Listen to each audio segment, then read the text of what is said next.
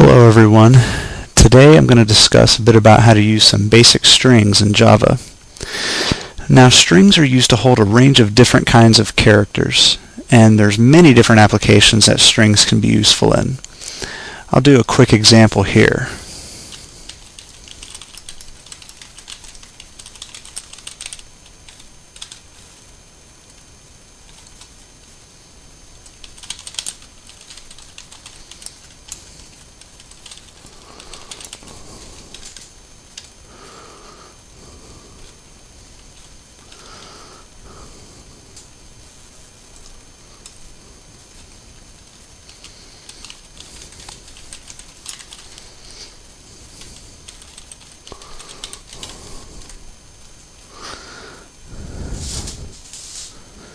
Okay, now here's the most basic form of a string.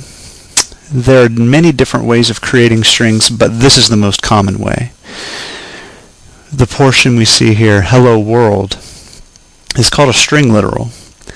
Now when I run all of this code here, this literal creates a new string object with the value of hello world and sets the variable, which is this one, sets the variable hello world equal to this new string object.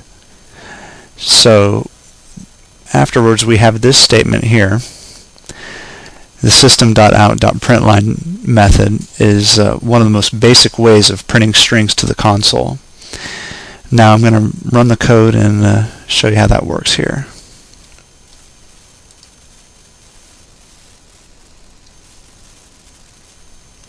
Alright, and then we see hello world appears in the console.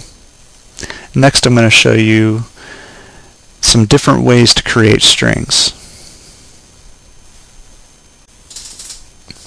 Now I'm going to type out some code that demonstrates some of the different ways strings are created, and I will explain them to you.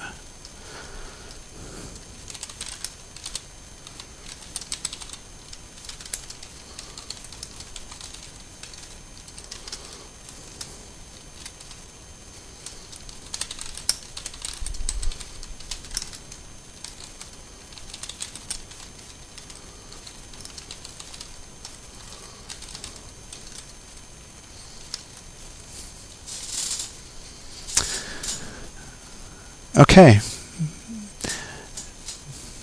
now what happens here in this piece of code is basically exactly the same way that is exactly what I showed you earlier, but what happens in this piece of code with the new keyword functions exactly the same way as it does here. So instead it just directly calls, we just have the code written out to call the string constructor, while with this piece of code it happens in the background. Both of them do exactly the same thing and create a string object holding the value hello world, and then they store it in the string var1 and string var2 variables. Next I'll show you something a little bit different.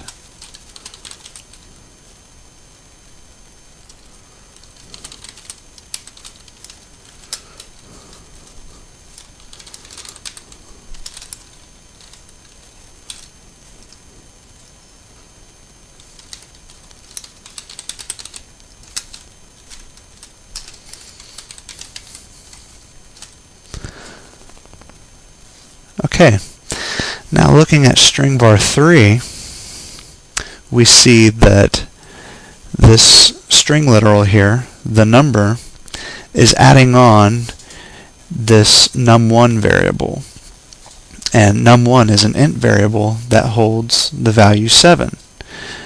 Now in a situation like this where an integer is being added to a string literal, the integer turns into a string as well, and we end up with a string object with the value of the number 7 being stored into string var3. So I'll just put that in a short little comment here.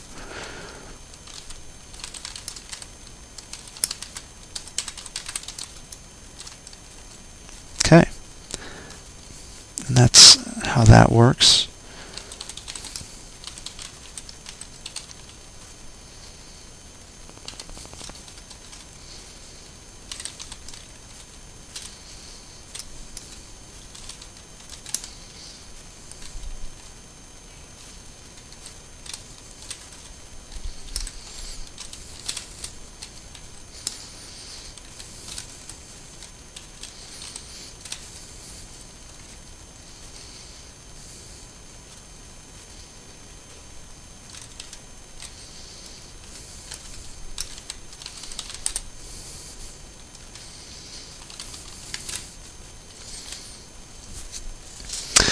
All right, with string var 4, we basically just take a char array, which is this this piece of code right here, let1, and it stores it in the form of a string, and you simply end up with the word Java.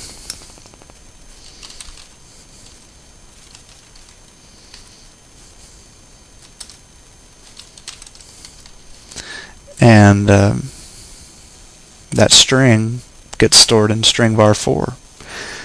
And I will show you this next one here.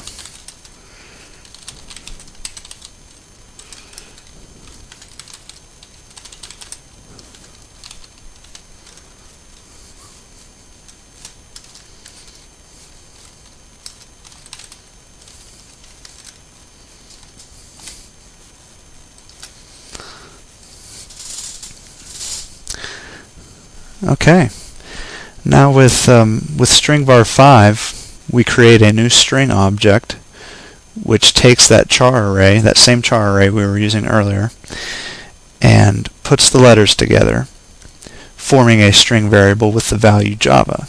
Alright, not much different than we did here up in string var 4. Now, then we concatenate that with this rocks literal, and we end up with the value Java rocks.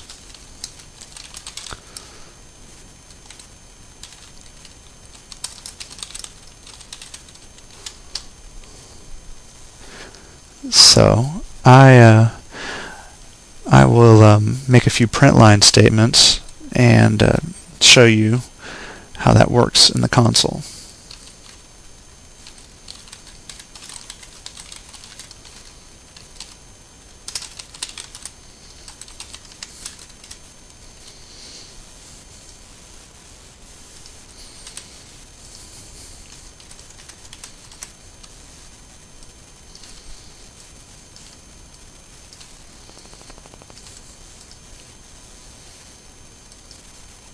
Okay, now I'm going to run it, and we're going to see each of the values printed in the console.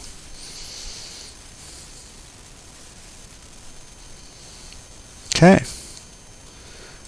move this up a little bit to show you. Yep. String var 1 has hello world in it. String var 2, which functions exactly the same way, has hello world as well. Then with string var 3, we created a new string that has the number 7 in it, and that happens because we concatenated this string literal here that had the number, and we concatenated it with this int variable that held 7 in it, and that's why it returned this. And string var 4 has a char array passed through the string constructor, and that just took the letters of the char array and formed them together to make a new string with it holding Java. And then in string var 5 we did the exact same thing and concatenated rocks to the end, so we ended up with Java rocks. And that's just a few of the different ways that you can create strings.